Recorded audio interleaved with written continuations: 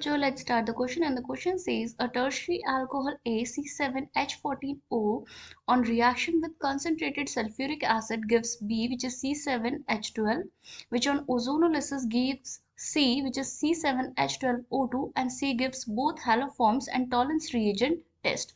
When C reacts with sodium methoxides, it gives D, which is C7H10O, and D on reaction with hydrogen in the presence of nickel gives E, which is an alcohol of 5 carbon ring, and E on reaction with concentrated H2SO4 gives big back A.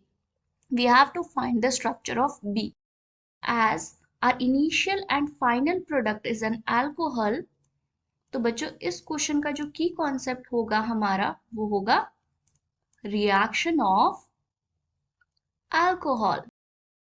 बच्चों हमें question में already E का structure provided है और हमसे कहा गया है कि ई जब रिएक्ट करता है H2SO4 के साथ तो वापस ए दे देता है जो हमारा इनिशियल रिएजेंट था। तो हम रिएक्शन देखेंगे ई की H2SO4 के साथ, तो इस केस में H2SO4 एक्सपेंशन करा देगा रिंग का और फॉर्मेशन कराएगा एक टर्शरी अल्कोहल का। तो ये होना चाहिए हमारा प्रोडक्ट ए। अब हम अपना पूरा प्रोसीजर फॉलो करते हैं रिएक्शन का। तो हमसे कहा गया है कि जो ए है वो जब रिएक्ट करेगा आपका कंसंट्रेटेड सल्फ्यूरिक एसिड के साथ तो फॉर्मेशन कराएगा एक एल्कीन का। तो कंसंट्रेटेड सल्फ्यूरिक एसिड क्या करता है, एलिमिनेशन रिएक्शन कराता है, और एलिमिनेशन कराता है H और OH का। H हमारा इस पोजीशन से निकलेगा। सो जो हमारा फाइनल प्रोडक्ट B बनेगा उसमें हमारा एक एल्कीन बनेगा। ये है हमारा प्रोडक्ट B जो A की रिएक्शन से बना था सल्फ्यूरिक एसिड के साथ। फिर हमसे कहा गया है कि जब B ओजोनोलिसिस की रिएक्शन में जाएगा तो फर्दर प्रोडक्ट सी का फॉर्मेशन कराएगा।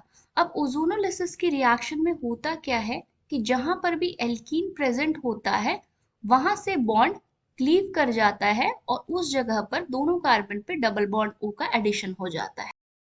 हमें कहा गया है कि जो प्रोडक्ट सी है वो हेलोफॉर्म और टॉलेंस टेस्ट दोनों में ही जाता है। तो हेलोफॉर्म रिएक्शन के लिए जो मैंडेटरी ग्रुप होता है वो होता है COCH3। तो COCH3 हमारा प्रोडक्ट सी में प्रेजेंट है, इसका मतलब है ये हेलोफॉर्म टेस्ट देगा। और टॉलेंस टेस्ट के लिए एल्डिहाइड प्रेजेंट होना चाहिए, तो ये हमारा टॉलेंस टेस्ट भी देगा।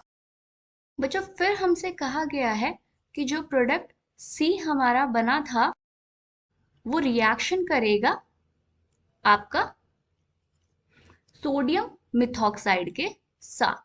सोडियम मिथॉक्साइड को हम कहते हैं CH3ONa, और सोडियम मिथॉक्साइड इसमें क्या कराएगा, इंट्रामोलिकुलर एल्डोल कंडेंसेशन की रिएक्शन करा देगा, जिसकी वजह से हमारा रिंग कंडेंसेशन हो जाएगा और ये रिंग 5 कार्बन की रिंग बन जाएगी विद एन एल्कीन, और साथ में हमारा C double bond O CH3 group intact रहेगा। तो C से हमारा जो ये प्रोडक्ट बना है फर्दर आगे जाके ये बना है D, और D जब हाइड्रोजन और निकल के साथ रिएक्ट करेगा तो हाइड्रोजन और निकल की खासियत होती है कि वो रिडक्शन कराते हैं एल्कीन के बॉन्ड का भी और डबल बॉन्ड ऑक्सीजन का भी। तो एल्कीन का बॉन्ड रिड्यूस होकर एल्केन में कन्वर्ट हो जाएगा और कीटोन हमारा रिड्यूस होकर अल्कोहल में कन्वर्ट हो जाएगा, और ये है हमारा प्रोडक्ट E जो कि ऑलरेडी हमें क्वेश्चन में प्रोवाइडेड था। तो इसका मतलब है बच्चों हमें जो क्वेश्चन में पूछा गया था कि हमारा प्रोडक्ट B क्या होगा, तो हमारा प्रोडक्ट B एक एल्कीन है 6 कार्बन रिंग का जिसमें मिथाइल ग्रुप अटैच्ड है एल्कीन वाले बॉन्ड के साथ। So let's move back on to our option.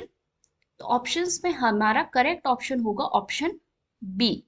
I hope बच्चों आपको क्वेश्चन समझ में आया होगा। Thank you and good luck.